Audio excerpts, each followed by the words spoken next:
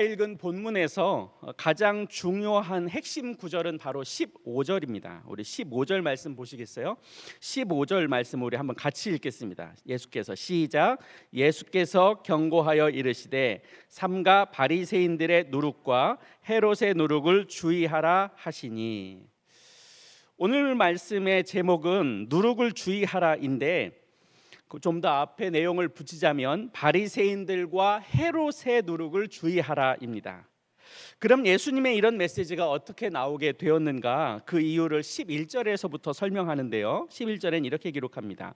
바리새인들이 나와서 예수를 힐난하며 그를 시험하여 하늘로부터 오는 표적을 구하거늘.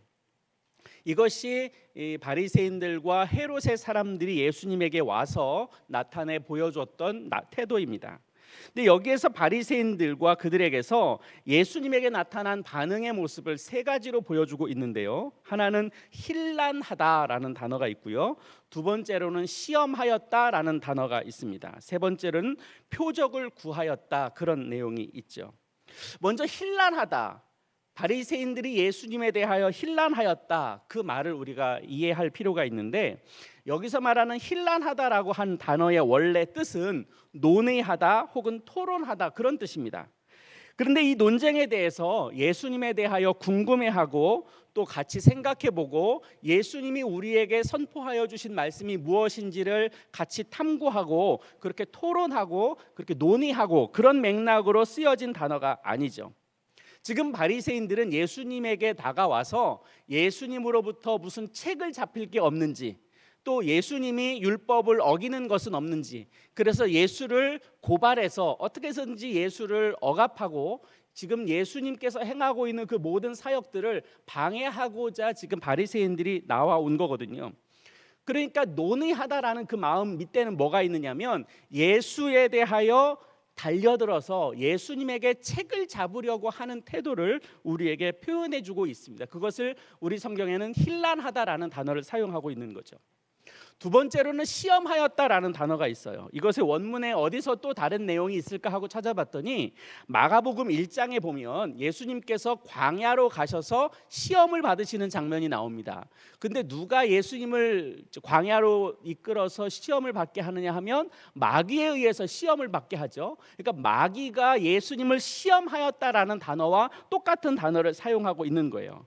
그러니까 지금 바리새인들이 나와서 예수님에게 어떤 마음의 태도를 가지고 시험하고 있는가 하면 마치 마귀가 예수님에게 달려들어서 예수님을 넘어뜨리려고 시험했던 것과 똑같이 지금 바리새인들이 예수님에게 그러한 모습을 보여주고 있다는 겁니다. 예수님을 함정에 빠뜨리고 예수님을 무너뜨리게 하기 위해서 지금 시험하고 있다라고 성경은 지적해주고 있는 거죠. 또 하나는 표적을 구하였다, 그런 뜻이 있습니다. 하늘로부터 오는 표적 또는 기적, 바로 그것을 말하는데요. 하나님의 아들이라는 것을 증명해 보여라 라는 의미에서 표적을 지금 바리새인들이 예수님에게 요청하고 있죠. 그런데 이런 세 가지 반응, 힐난하고 시험하고 표적을 구하고 있는 바리새인들과 헤롯의 사람들에 대해서 예수님의 반응은 어떻게 나타났는가 하면 마음으로 깊이 탄식하였다고 오늘 성경은 우리에게 가르쳐주고 있습니다. 지난번에 귀 먹고 말 더듬는 병자를 예수님께서 치유하여 주셨을 때 예수님께서 하늘을 우러러 탄식하셨다라는 장면도 있었습니다. 그 말의 뜻은 예수님께서 안타까워하시고 또 그를 불쌍히 여기시고 그가 당한 고통을 생각해 보면서 마음 아파하셨다는 장면 속에서 예수님은 탄식하였던 거죠. 그런데 오늘 그와 비슷하게 예수님께서 바리새인들과 헤롯의 사람들을 향하여도 동일하게 탄식하고 계셨다라는 것을 오늘 성경에서는 표현해주고 있어요. 예수님의 마음이 어땠을까? 그들은 종교 지도자들이었습니다. 누구보다도 이스라엘 백성 가운데 유대민족 가운데 존경받는 사람들이었습니다. 뿐만 아니라 그들은 영향력 있는 사람이었어요. 많은 사람들로부터 존중받는 사람들이었어요. 다른 사람들보다 소위 리더의 역할들을 감당하고 있었던 사람들이 바로 바리새인들과 그 헤롯 당원 사람들이었습니다. 그런데도 그들이 자기의 모습은 보지 못하고 예수님 앞에 나와서 예수님을 책을 잡으려고 하고 예수님을 넘어뜨리려고 하는 그 모습 속에서 예수님이 느끼셨던 것은 무엇인가? 그들의 불쌍함이었어요. 리더이면서도 이스라엘의 지도자들이었음에도 불구하고, 그들이 영향력 있는 사람들이었음에도 불구하고 자신의 모습을 들여다볼 줄 모르는 그런 답답함과, 그런 사람이 리더로서의 한 민족의 지도자로 세워져 있는 모습을 보면서 예수님은 탄식하고 계셨다는 거죠. 그리고 또 하나 우리가 주의 깊게 볼 말씀이 있는데, 이 바리새인과 서기관들로 하여금 그들이 예수님에게 표적을 구하고 있습니다. 하나님의 아들로서 나타날 표적을 구하고 있는 거죠. 그런데 예수님은 그것에 대하여 표적을 알려주고 싶지 않으셨던가 봅니다. 이 세대가 표적을 구하느냐? 내가 진실로 너희에게 이르노니 이 세대에 표적을 주지 아니하리라. 그렇게 12절에서 말씀하고 있죠. 표적을 구하는 바리새인들과 또 종교 지도자들에게 표적을 보여주지 않겠다, 그렇게 말씀하고 계세요. 근데 이 말이 조금 이상해요. 왜냐하면 우리가 지금 읽은 이 본문 바로 위에 보면 예수님께서 이스라엘 백성들 가운데 예수님에게 나와서 말씀을 듣는 사람들에게 칠병이어의 기적을 베푸셨거든요. 물고기 7마리와 보리떡 2개를 가지고, 아니군요, 7병이니까 7개 보리떡이고 2병의 물고기였군요. 그것을 가지고 4,000명을 먹고 남도록 하신 사건이 바로 오늘 우리가 읽은 본문 위쪽에 기록되어 있어요. 근데 이미 예수님께서 이적을 보여주셨어요. 많은 사람들 가운데 이적을 나타내 보이신 거죠. 하나님의 아들로서 하나님의 나라가 그들 가운데 이런 거야 라고 하는 것을 생생하게 보여주셨어요. 그런데 지금 바리새인들과 종교 지도자들에게는 내가 보여주지 않겠다, 그렇게 이야기하고 있는 거죠. 이미 보여주시고서는 보여주지 않겠다라고 하는 겁니다. 왜 이런 이야기를 하시는가? 지금 바리새인들과 종교 지도자들이 7병이어의 기적과 5병이어의 기적을 몰라서 지금 예수님에게 표적을 보여달라고 이야기하는 것이 아니죠. 그들도 봤죠. 그들도 함께 음식을 나눠 먹었죠. 그 가운데 있었을 테니까요. 그런데 그들도 이미 목격하였음에도 불구하고 지금 예수님 앞에 나와서 또다시 하나님의 아들로서의 표적을 보여달라고 이야기하고 있어요. 그랬더니 예수님께서 과감하게 그 이적에 대하여 또 다른 사건을 보여주지 않았다는 거죠. 예수님은요, 하나님의 이적을 보여주실 때는 그럴 만한 이유와 맥락이 있을 때 보여주셨어요. 그런데 이유 없이 사람들이 요청했을 때는 예수님께서 이적을 보여주시지 않았어요. 그 대표적인 것이 바로 십자가상에서의 사건입니다. 예수님께서 십자가에 달리셨죠. 그런데 로마 군인들이 그렇게 비난하고 밑에서 그렇게 비웃거립니다. 네가 정말로 하나님의 아들이거든, 거기에서 내려와. 그러면 내가 네가 하나님의 아들인 것을 믿어줄게. 그러나 예수님께서는 그럴 능력이 있음에도 불구하고, 그럴 위치가 있는 분임에도 불구하고 그것에 대하여 단호하게 거절하셨죠. 왜요? 그것은 예수님께서 이 땅에 오셨던 이유와 목적에 해당되지 않거든요.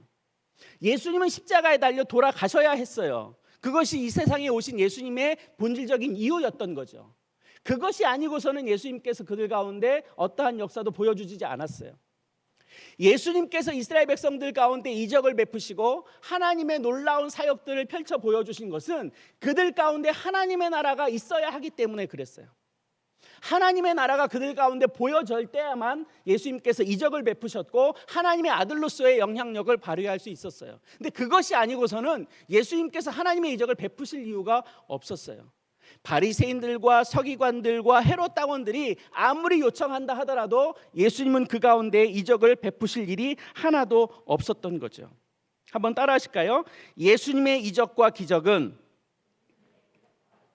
하나님의 나라와 관계가 있습니다. 하나님의 나라가 이스라엘 백성들 가운데, 그들의 백성들 가운데 보여져야 한다면 예수님은 언제나 그들 가운데 이적을 행하셨어요. 그런데 그것이 아니고서는 예수님께서는 꿈쩍도 하지 않으셨습니다. 바로 이런 일이 있고 나서 예수께서 제자들에게 바리새인들의 누룩과 헤롯의 누룩을 주의하라고 그렇게 누룩의 비유를 들어서 말씀하셨습니다. 아시다시피 누룩이라고 하는 것은 술이나 빵을 만들 때 들어가는 것이죠. 또 발효를 시키기도 하고 빨리 퍼지게 만들기도 합니다. 적은 양으로 엄청난 영향을 나타나게 하는 것이 바로 누룩이죠. 사도 바울도 이 누룩에 대하여 비유하면서 고린도전서에서 장신의 말씀을 전파하신 적도 있습니다. 고린도전서 5장 6절에는 사도 바울이 이렇게 이야기합니다. 너희가 지금 자랑하고 있는 것, 너희들이 자랑하고 있는 육신의 자랑, 이것은 옳지 않다. 적은 누룩이 온 덩어리에 퍼지는 것을 알지 못하느냐. 바울은 여기서 적은 누룩이 부정적인 영향이 확산되는 것을 지금 사도 바울이 지적하면서 그러지 말 것을 요청하는 맥락에서 고린도전서 5장에서 말씀을 하고 있는 거예요. 마찬가지로 예수님도 누룩이라는 단어를 사용하시면서 바리새인들과 헤롯이 가지고 있는 바람직하지 못하고 불건강한 영향력에 대해서 이스라엘 백성들에게 영향력을 미치고 있기 때문에 그들의 누룩을 주의하라, 그렇게 이야기하고 있는 거죠. 오늘 본문에서 예수님이 언급하고 있는 바리새인들과 헤롯도 이스라엘 백성들 가운데 영향력을 끼치는 사람들이었습니다. 그들은 이미 종교 지도자들이었죠. 뿐만 아니라 그들은 사내들인 공회원들이었습니다. 이스라엘 백성의 모든 대소사의 행정과 입법과 사법 일들을 다 감당하는 사람들이었습니다.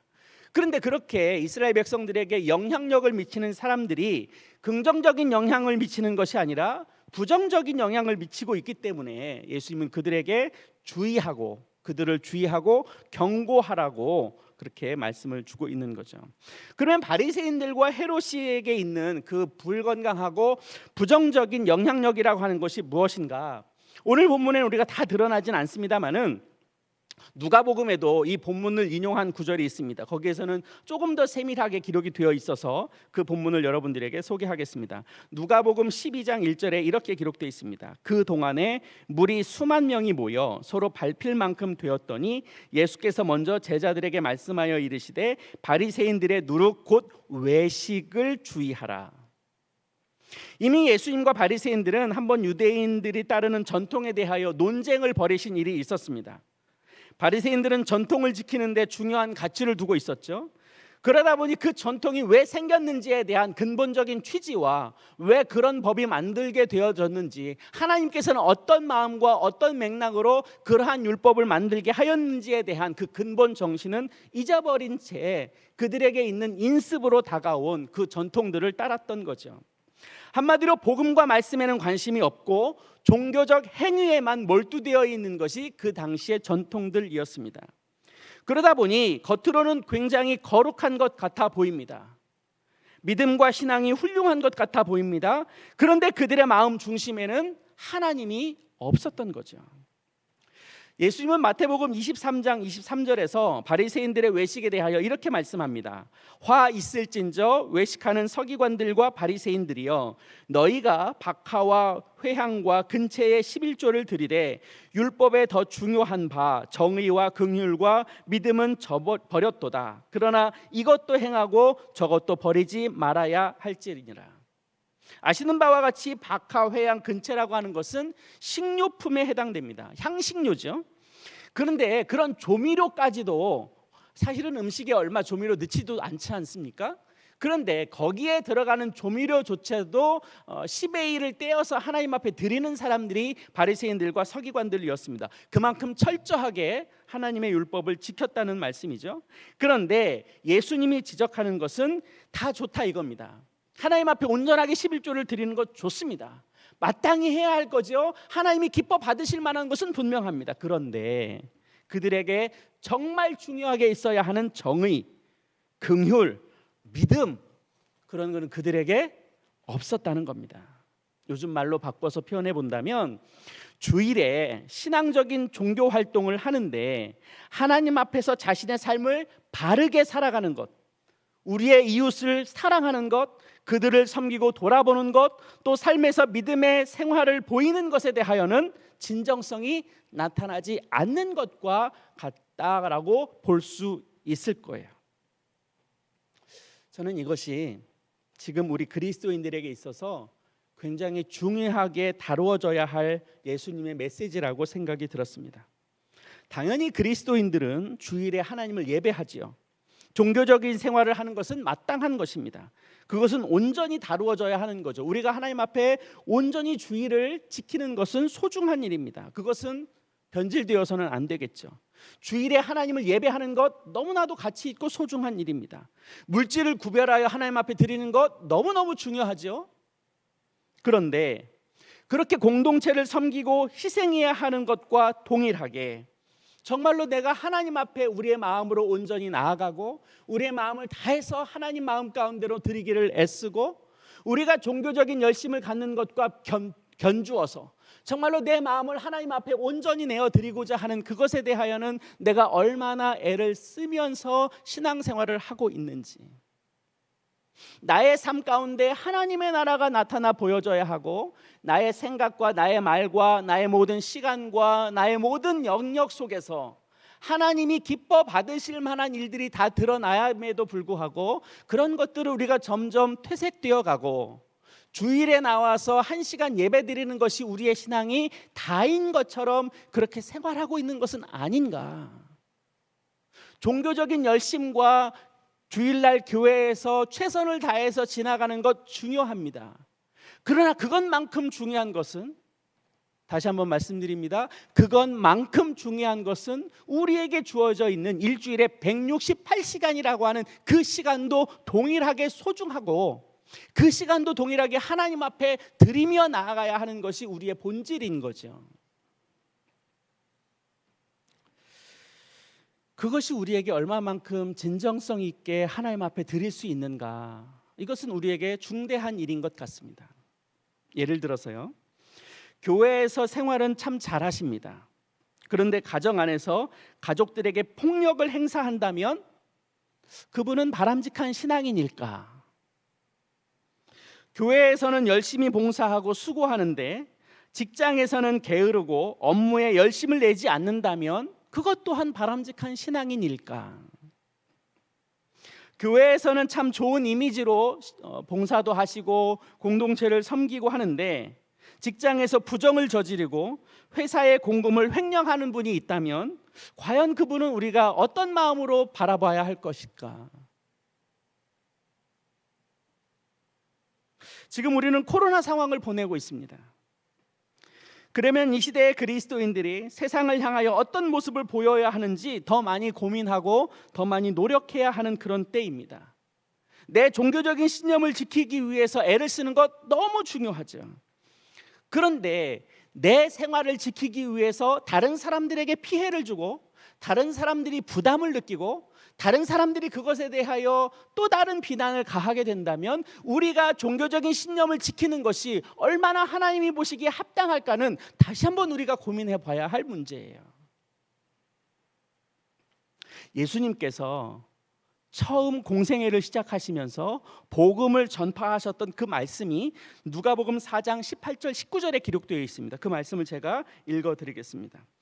주의 성령이 내게 임하셨으니 이는 가난한 자에게 복음을 전하게 하시려고 내게 기름을 부으시고 나를 보내사 포로된 자에게 자유를, 눈먼 자에게 다시 보게 함을 전파하며 눌린 자를 자유롭게 하고 주의 은혜의 해를 전파하게 하려 하심이라, 그렇게 말씀하셨습니다. 하나님의 나라를 선포해 보여주신 거죠. 그리고 나서 그 다음 구절에 뭐라고 인용하고 있느냐? 오늘 너희 귀에 응하였느니라, 이렇게 말씀하고 계세요.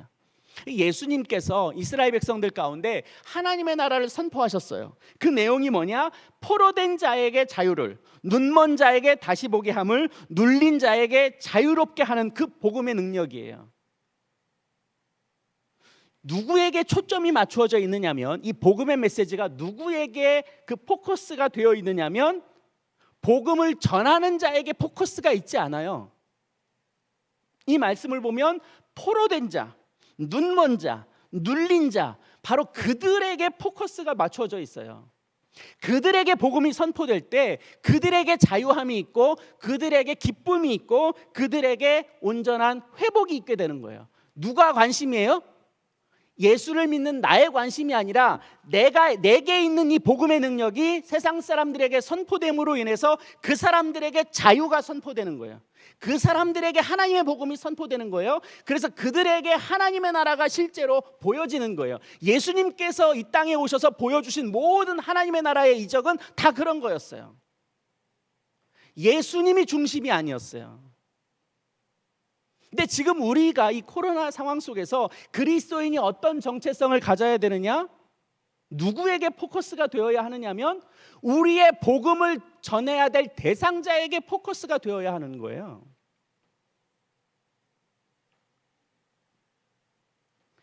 그 책임이 우리에게 있어요. 복음이 나에게 전해진 그 복음이, 나에게 역사한 그 복음의 능력이 세상 사람들에게 선포되고 그들에게 참된 자유가 되고 그들에게 선한 영향력이 되도록 하는 것이 우리의 사명이고 우리의 정체성이에요.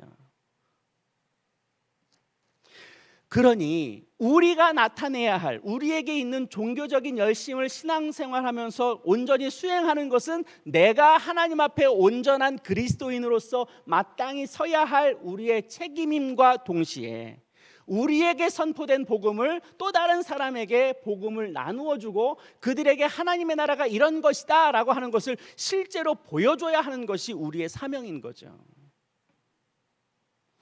그런데 지금 바리새인들은 자기들이 가지고 있는 종교적 열심의 기준을 가지고 예수님을 비난하고 자신이 가지고 있는 신념을 통해서 이스라엘 백성들을 억압하고 그들에게 영향력을 행사하고 있으니 그들이 가지고 있는 누룩이라고 하는 그것이 얼마나 보잘것없는 거냐 하는 거예요.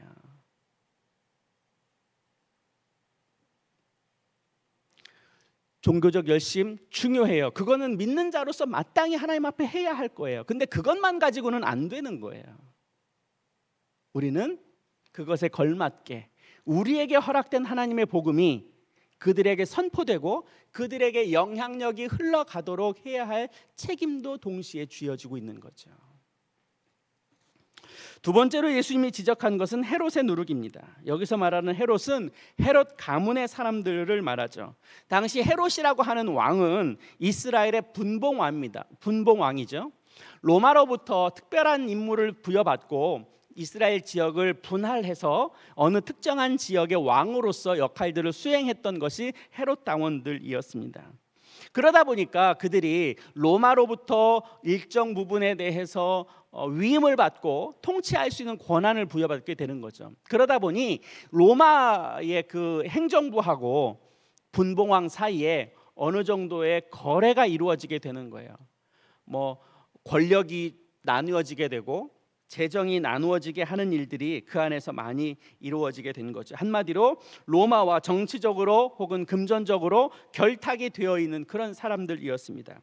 그러다 보니까 헤롯 사람들에게 관심은 무엇이었느냐? 바로 돈이었습니다. 돈을 걷어들여야 하기 때문에 백성들에게 세금을 걷어들이죠.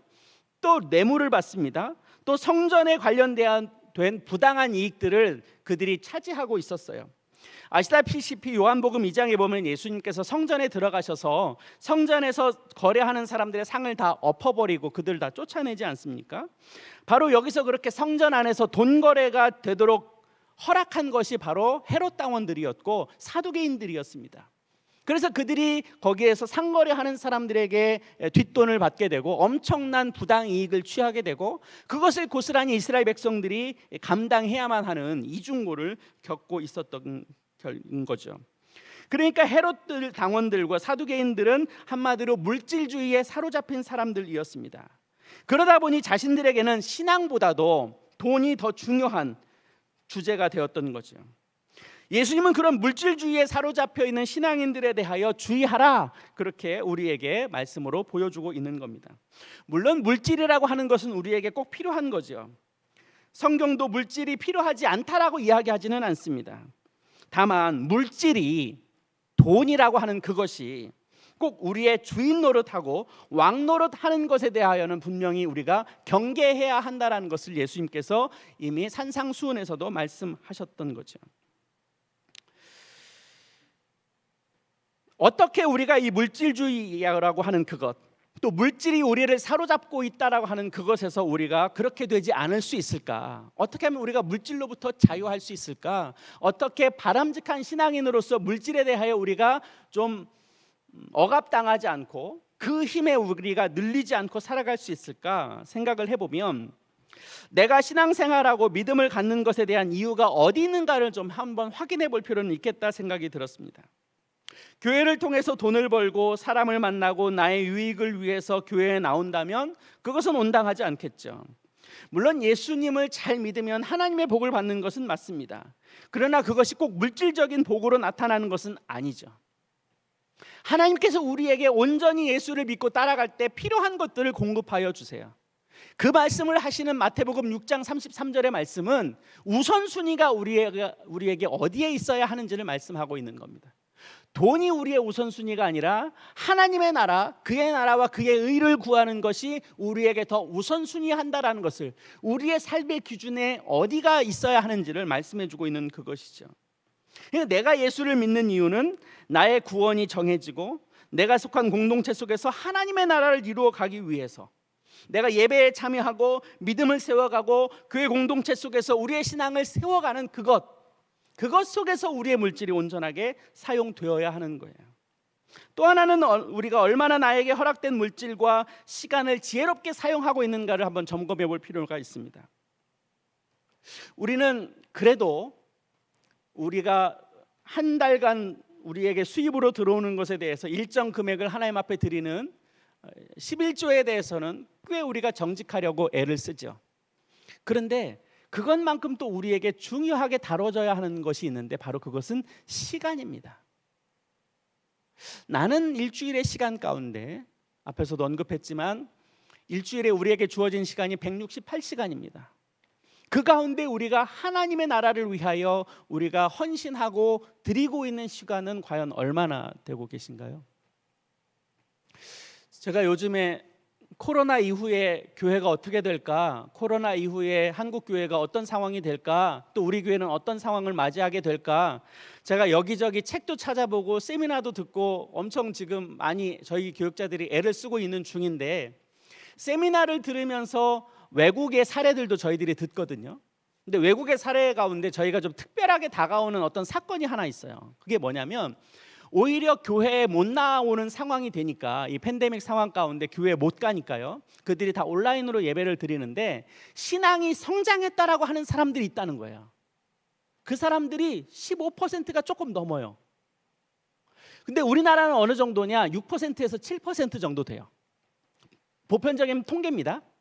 근데 왜 미국의 사건은 우리나라보다 2배 이상이 될까?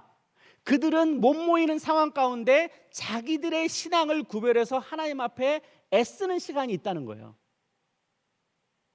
좀 특별하게 다가왔어요. 그럼 그들은 뭘 했느냐? 가정 안에서 기도하고 말씀 보고 또 소그룹 안에서 말씀을 같이 나누고 그런 시간들을 통해서 그들의 신앙이 더 단단하여졌다. 오히려 공동체 가운데 못 나감으로 인해서 자기의 신앙에 대해서 하나님 앞에서 더 깊게 들여다보는 계기가 되었다. 그런 고백들이 있다는 거예요. 그게 우리나라 수치보다 2배 정도 되는 거죠. 저는 이것이 우리의 신앙인 거라고 생각해요. 우리가 어렵기 때문에 신앙을 내려놓는 것이 아니라 교회 못 오니까 어쩔 수 없지라고 하는 마음으로 우리의 신앙을 조금 느슨하게 두는 것이 아니라, 오히려 이럴 때 내 신앙이 어디에 근거하는가, 내가 믿었던 그 하나님의 정체, 예수 그리스도의 그 구원에 대해서 내가 얼마만큼 나의 삶 가운데 적용해 가고 있는가, 그 유효한 복음의 사건이 여전히 나를 이끌어가고 있는가, 그 복음의 능력이 과연 나를 통해서 나타나고 있는가, 아니면 우리가 주일날 교회 나올 때만, 예배당에 나올 때만 집안에 모셔뒀다가 교회 나올 때만 그거 챙겨가지고 나오는 그런 복음은 아닌가? 한번 우리가 다시 한번 냉정하게 돌아봐야 할 시기인 것 같아요. 시간도 우리가 하나님 앞에 잘 사용해야 돼요. 왜? 하나님께서 우리에게 청지기의 삶을 주셨어요. 그것은 우리의 재물에 대한 청지기는 두말할 나위도 없고 시간에 대한 것도 동일한 겁니다. 우리에게 허락된, 하나님께서 우리에게 주신 그 모든 것은 다 우리에게 위임하여 주시고 잠시 동안 우리에게 위탁시켜 주신 거예요. 영원히 내게 아니죠. 내가 목숨이 붙어 있다라는 그 뜻은 하나님께서 나에게 전해준 그 복음을 가지고 복음의 능력으로 살고 복음이 세상 가운데 선포되도록 하기 위해서 우리를 이 땅 가운데 보내시고 우리로 하여금 예수 그리스도를 믿게 하고 그런 영향력 속에서 우리가 살아가도록 허락하여 주신 거죠. 그러니까 우리의 복음은 계속해서 내 숨이 끊어지는 그 순간까지 복음은 선포되어야 되는 거예요. 입으로도 선포되고 손으로도 선포되고 발로도 선포되고 생각으로도 선포되어야 하는 거죠. 세상적인 가치관으로는 우리의 신앙을 유지하기는 어렵습니다. 그것은 단지 우리가 교회 안에서만 벌어지는 일들로 국한시킬 필요는 없어요. 우리는 교회 안에서만 살아가는 존재가 아니니까요. 오히려 교회보다 교회 밖에서 살아가는 시간들이 훨씬 더 많습니다. 그러니까 우리의 신앙의 정체는요, 교회 안에서 정체를 다 보여주는 것이라고 생각하시면 안 되는 거죠. 냉정하게 놓고 생각해 보면요, 일주일 동안 우리가 주일날 교회를 나온다고 생각하면 교회에 머무르는 시간이 많으면 6시간, 적으면 2시간 정도 되실 거예요. 우리가 그 시간만 긴장하면 나의 부족한 모습, 나의 약한 모습, 나의 창피한 모습 다 감추고 살 수 있어요. 꽤 괜찮은 신앙인의 모습으로 우리가 살아갈 수 있어요, 교회 공동체 안에서는. 그런데 세상에서는 그렇게 살 수 없죠. 가정 안에서도 그렇게 못 살아요. 그러니까 우리가 어디에 포커스를 맞춰야 되느냐, 우리가 어디에서 신앙의 역할을 해야 하고 복음의 능력이 나타나야 되느냐, 세상의 복음의 영향력이 나타나야 되는 거죠. 우리의 가정에서 복음의 영향력이 나타나야 되는 거예요. 그런데 만약 우리가 내 삶에서 여전히 물질의 지배를 받고 세상적인 가치관의 지배를 받고 먹고 사는 것이 우리의 삶의 전부라고 여기면서 살아간다면, 정말 그렇다면 죄송합니다만 그분에게는 하나님의 나라가 나타나지 않을 거예요. 평생 신앙생활에도 하나님의 나라가 어떤 것인지 볼 수 없을 거예요.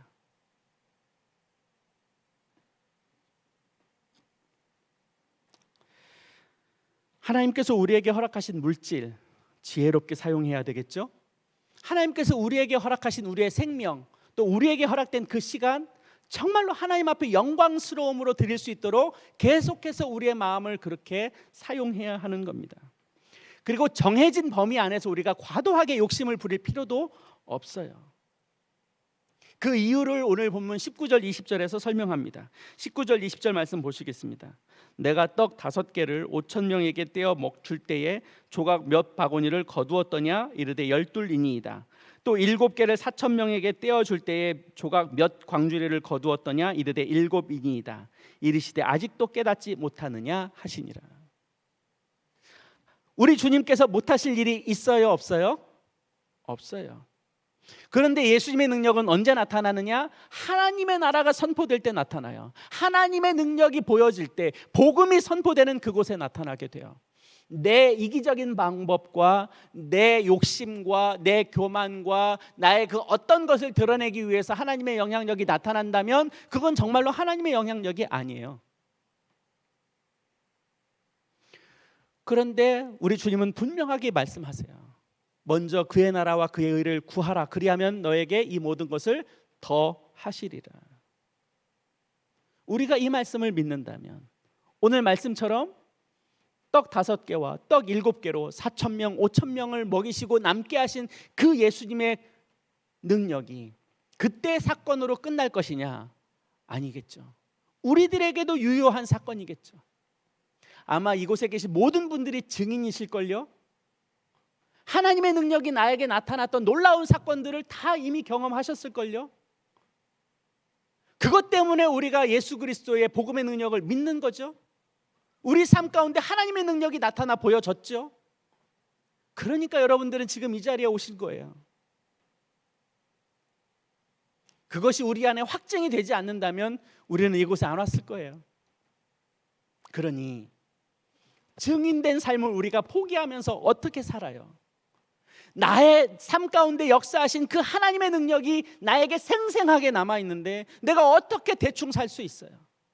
나에게 보여주신 하나님의 은혜가 얼마나 크고 놀라운데 내가 그것을 깡그리 잊어버린 채 상황이 어렵다고, 교회 못 나온다고 내 신앙을 그렇게 바닥에 내버려둔 채 살 수 있겠어요? 오히려 이때가 우리의 신앙을 다시 점검하고 내가 세속 가운데 있는 신앙이 아닌지를 확인하고 내 삶을 더 하나님 앞에 온전히 드리기 위하여 다시 출발할 점에 서려는 그런 선한 마음이 있어야 할 바로 그때입니다. 바리새인들의 누룩과 헤롯의 누룩을 주의해야 돼요. 겉으로만 드러나는 종교적인 열심보다 그 마음에서 살아 움직이고 있는 복음의 능력이 과연 우리의 삶의 주인 노릇하고 있는지를 다시 돌아봐야 되고, 물질과 세속주의에 만연되어 있는 이 세상 가운데 내가 과연 어디에 목표를 두고 살아가고 있는지에 대하여, 내 신앙의 근거가 어디에 출발하고 있는지, 나는 과연 하나님께서 우리에게 허락하신 청지기적인 사역을 내가 감당하고 있는지를 다시 한번 돌아봐야 하는 바로 이때입니다. 사랑하는 성도 여러분, 교회 생활뿐만 아니라 우리의 삶의 모든 영역에서 복음의 능력이 나타나기를 소망합니다. 하나님의 나라가 나를 통하여 보여지기를 원합니다. 예수 믿으세요, 교회 나갑시다, 그것보다 더 중요한 것은 내가 그들 가운데 하나님의 모습으로 살아가는 거예요. 복음의 능력을 붙들고 오늘도 변함없이 주님 앞에서 살아가는 그것을 내가 선택하고 도전할 때 그들이 우리를 보면서 그래, 예수 믿는 것은 바로 그런 거지 라고 할 겁니다. 우리가 굳이 얘기하지 않아도 그들은 우리에게서 나타나는 그 모습을 보면서 하나님의 나라가 있다는 것을 그들은 볼 거예요. 얼마 되지도 않은 그 나의 기득권을 빼앗기지 않으려고 발버둥 치지 마시고 이미 나에게 허락된 그 구원의 능력, 복음의 능력으로 당당하게 오늘을 살아가세요. 그 능력이 우리를 회복시킬 것이고, 그 능력이 한국교회를 살릴 것이고, 그 능력을 통해서 한국교회는 다시 하나님 앞에 설 거라고 저는 믿습니다. 엉뚱한 것에서 방향성을 찾으면 안 됩니다. 오히려 이럴 때일수록 나에게 역사하셨던 그 복음의 능력을 다시 되새기며 나에게 은혜를 베푸셨던 그 하나님의 손길을 다시 기억하며 내가 다시 출발하겠다고, 내가 하나님 앞에 다시 서겠노라고, 내 마음을 다시 하나님 앞에 드리겠노라고 그렇게 결단할 수 있는 그런 오늘 되었으면 좋겠습니다. 기도하겠습니다. 사랑이신 아버지 하나님, 코로나로 인해서 우리의 신앙생활이 참 어려워졌습니다. 그러나 우리의 신앙이 여기서 머무를 수 없는 것은 여전히 우리 안에 복음의 능력이 살아 움직이기 때문입니다. 예수 그리스도께서 우리에게 허락하신 그 복음의 능력과 구원의 능력이 우리가 증인이기 때문에 증인된 자로서의 삶을 내가 포기할 수 없습니다. 종교적인 성실함 뿐만 아니라 우리의 마음에 간직해야 할 우리의 본심, 내가 하나님 앞에서 어떤 모습으로 살아가야 할 것인지, 나에게 허락된 물질과 시간과 모든 영역들을 어떻게 하나님 앞에 청지기로서의 삶을 살아갈 것인지를 다시 되새기며 우리의 신앙을 지금 다시 점검하는 그런 이 코로나 기간이 되도록 인도하여 주옵소서. 내가 어떻게 살아야 하는지, 어떤 마음을 가져야 하는지 다시 한번 돌아볼 줄 아는 지혜가 우리 모두에게 있기를 소망합니다. 주님, 지혜 주시고 깨닫게 하여 주옵소서. 예수님 이름으로 기도하옵나이다. 아멘.